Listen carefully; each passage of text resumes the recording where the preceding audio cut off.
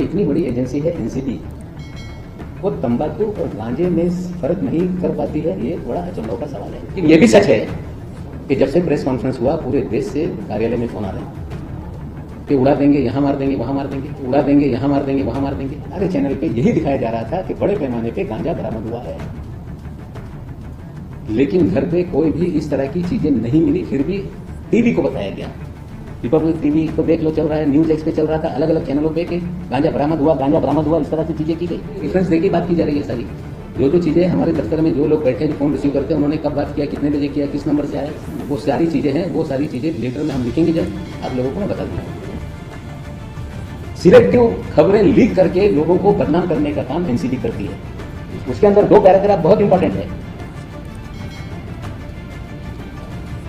उस पैराग्राफ को आप देखेंगे तो ये जो दावा किया जा रहा था कि ये 200 किलो गांजा है, ये पूरी तरह से कोई 200 किलो गांजा उसमें नहीं मिला। कुल मिला के 7.5 ग्राम शाइस्ता फर्नीचर वाला के पास जो मिला वो मैरिजुआना है। 1 किलो वेजिटेटिव है, इस तरह का पॉजिटिव रिपोर्ट है। मैं वो भी रिपोर्ट भी आप लोगों के सामने सीए रिपोर्ट करूंगा। बाकी सारी चीजें ये हर्बल टबैको है, इस तरह से रिपोर्ट में आया है। मैं सीए रिपोर्ट आपको साझा कर देता हूं। सवाल सबसे पहले ये खड़ा होता है, इतनी बड़ी एजेंसी है एनसीबी, वो तंबाकू और गांजे में फर्क नहीं कर पाती है। ये बड़ा अचंभव का सवाल है। मेरी जानकारी है कि इस तरह के केसेस में जो भी एजेंसी काम करती है, उनके पास इंस्टेंट टेस्टिंग का एक किट होता है, जिससे टीएससी केमिकल लेवल देखकर वो तय कर सकते हैं कि ये एनडीपीएस एक्ट में कवर होने वाली कोई पदार्थ है या नहीं। इसका मतलब है कि ये सारी चीजें उन्होंने चेक की, गांजा नहीं था, और लोगों को फ्रेम करने का काम किया गया। ये मैं नहीं कहता हूं, ये पूरी तरह से ये जो कोर्ट की रिपोर्ट है ये कहती है। जो धाराएं लगाई गई 27A की वो लागू नहीं होती। जो भी मुकदमा बनता है वो शाइस्ता फर्नीचर वाला का है, जिसे आपने सेम डे जमानत देने का काम किया। लेकिन ये सारा चीजें चलती रही, फिर भी और भी कहीं से लिंक जोड़ा जाए तो रिया चक्रवर्ती में जो केस था उसमें भी करण सजलानी को इन्वॉल्व कर दिया। शाइस्ता फर्नीचर वाला, राहिला फर्नीचर वाला जो एक्यूज है उसको इन्वॉल्व कर दिया। जो रिया चक्रवर्ती केस में एक आरोपी है उसको इस केस में डाल दिया। टोटली मैलिफाइड इंटेंशन से चीजें की गई है। ये मैं नहीं कह रहा हूं, ये कोर्ट की रिपोर्ट है। मैं आप लोगों के साथ आदरपूर्वक ये भी बताना चाहता हूं कि 14 तारीख के दिन हमारे दामाद बेटी के घर पे सर्च के लिए लोग गए। बेटी के पैर में चोट लगा था, मेरे घर पे आ गई थी। फोन आया कि कुछ लोग घर चेक करने के लिए, दफ्तर चेक करने के लिए आए हैं, आप आइए। बेटी गई। दोपहर तक सर्च चलता रहा, 2-3 बजे तक। सारे चैनल पे यही दिखाया जा रहा था कि बड़े पैमाने पे गांजा बरामद हुआ है, लेकिन घर पे कोई भी इस तरह की चीजें नहीं मिली। फिर भी टीवी को बताया गया, रिपब्लिक टीवी को देख लो चल रहा है, न्यूज एक्स पे चल रहा था, अलग अलग चैनलों पे कि गांजा बरामद हुआ, गांजा बरामद हुआ, इस तरह से चीजें की गई। सिलेक्टिव खबरें लीक करके लोगों को बदनाम करने का काम एनसीबी करती है। ऑर्डर पंचनामा मैं आपको दे दूंगा, आप लोग उसमें पढ़ लें। क्लियर कट फ्रेम करने का मामला है। जो मैं आज तक सवाल उठाता था कि एनसीबी फर्जीवाड़ा करती है, इस मामले में पूरा फर्जीवाड़ा एक्सपोज हो गया है।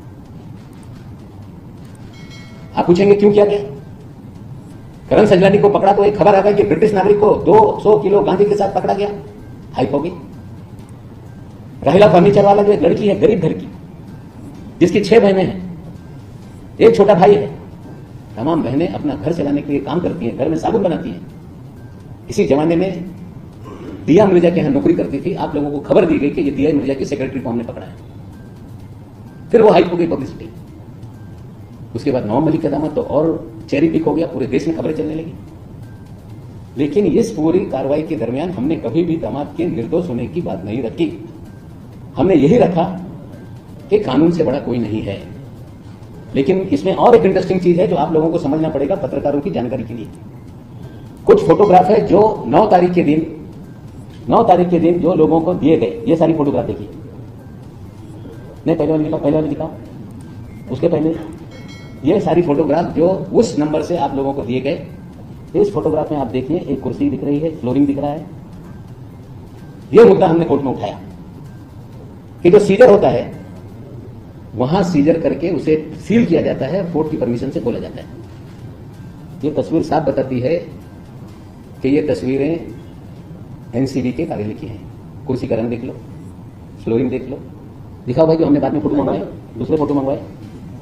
देखिए वही कुर्सी, वही फ्लोरिंग। ये जब कोर्ट में हम लोगों ने मामला उठाया तो सर पांडे साहब के पीपी है, उन्होंने कहा कि हमने बहुत सारे रिश्तेदारों को अलाउ किया, उन्होंने तस्वीरें खींच ली होंगी।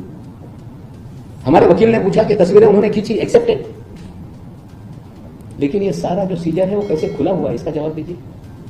फिर घूम गए, बोले पत्रकारों ने खींच लिया होगा, बोले करण सजलानी के घर में पत्रकार घुस के जबरदस्ती खींच रहे थे। अब उसका भी कोर्ट में जो रिप्लाई फाइल किया है एनसीबी ने, उसकी भी जानकारी मैं आपको अभी देता हूं। वो कह रहे हैं कि ये हमने नहीं, ये पत्रकारों ने घुस कर फोटो उतारा है। मतलब आपको एक तरफ चीजें दी जाती है, सिलेक्टिव खबरें बनाई जाती है, झूठी खबरें प्लान करके खबरें छपाई जाती है, और उसके बाद ओनस लेने के समय आप लोगों पे ओनस डाला जा रहा है। मैं आपको फिर बता रहा हूं, जो ऑर्डर आया है इस ऑर्डर में हमारे दामाद को फ्रेम किया गया, ये पूरी तरह से चीजें सामने आ रही हैं। उसने तय किया है कि वो हाई कोर्ट में मामला क्वैश करने के लिए जाएगा, और जल्द ही सारे वकील तैयारी कर रहे हैं, सारे वकील तैयारी कर रहे हैं, मामला हम क्वैश करेंगे। आज बहुत ज्यादा मैं कुछ बताना नहीं चाहता था, इसीलिए आप लोगों के सामने यह हकीकत मैंने रखी कि भारतीय जनता पार्टी के सारे नेता दामाद का सवाल उठा रहे थे। आप सभी लोगों ने बार बार दामाद को लेकर सवाल उठाया, लेकिन कल के ऑर्डर के बाद उसे गलत तरीके से फ्रेम किया गया, करण सजलानी को गलत तरीके से फ्रेम किया गया, राहिला फर्नीचर वाले को गलत तरीके से फ्रेम किया गया। ये सारी चीजें आपके सामने मैं रख रहा हूं, न्यायालय में जाएंगे। एक चीज और है कि इसके बाद प्रेस होगी, आप जाएंगे, पूछेंगे, एक सीधा जवाब आएगा कि हम इस बेल ऑर्डर को हाईकोर्ट में चैलेंज कर रहे हैं। We will welcome it. Rhea Chakraborty के मामले में जब हाईकोर्ट ने बेल दी तो सुप्रीम कोर्ट में अभी तक वो भी चल रहा है 10-11 महीने से। एक अधिकारी अपने जित में सरकारी समय पैसा कितना वेस्ट करेगा। एक ये मामला आज मैं बोलूंगा, ऐसे दर्जनों भर मामले हैं जिन पे हम काम कर रहे हैं। मैं पहले दिन से कि एनसीबी फर्जी वादा करती है उस पर मैं कायम हूं, और ये सारे तथ्य मैंने आपके सामने इसलिए रखे कि जो ट्रॉमा में मेरा परिवार था, जिस ट्रॉमा में मेरी बेटी थी, बच्चे थे, और मैं आभार मानूंगा मेरे नेता पवार साहब का कि जिस दिन ये सारा मामला आया उन्होंने आपके सामने कहा कि अगर कोई गलत काम उनके दामाद ने किया है तो उसकी सजा उसको होगी, लेकिन दामाद की गलती की सजा किसी भी ससुर को नहीं दी जा सकती। उन्होंने उस समय मेरा लाड़स बढ़ाया, जिसके कारण हम लोग लड़े और आज चीजें आपके सामने आई है। अगर कोई सवाल है इससे रिलेटेड तो कहेंगे, मैं फिर अपनी बात पे कायम हूं कि बहुत सारी चीजें हैं, लेकिन आज ही मैं सारी चीजें नहीं बताना चाहता। एक मामला जो आप बार बार मुझसे पूछ रहे थे, आज उतनी ही बात को लेकर हम लोग मर्यादित रहेंगे। सब्सक्राइब कीजिए न्यूज रिएक्शन चैनल को और प्रेस कीजिए नोटिफिकेशन बेल को, ताकि आप पास के लेटेस्ट न्यूज अपडेट्स सबसे पहले